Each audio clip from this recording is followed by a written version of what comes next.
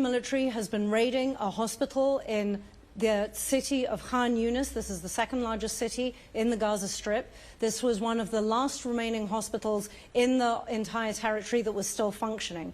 The Israeli military has said that Hamas was using the hospital grounds as a staging area, and also that it had credible information that hostages had been held there and that potentially the remains of some hostages who died were still in the hospital grounds.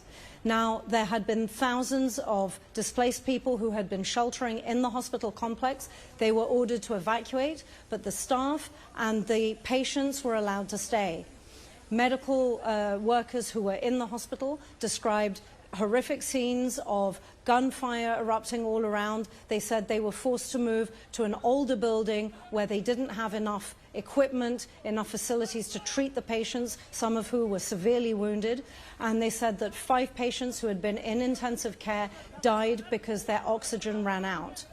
Now, separately, in the southern city of Rafah, this is where more than half of Gaza's entire population is now sheltering. More than 1.4 million people are there. The Israeli military has said that it will pursue a ground offensive into Rafah once the civilians have been evacuated.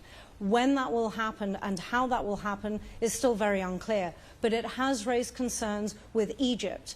Rafah is right on the border with Egypt, and Egypt has said that if such a ground incursion occurs and if Palestinian civilians are pushed across the border into Egypt, this could threaten the peace deal that Egypt has with Israel since 1979.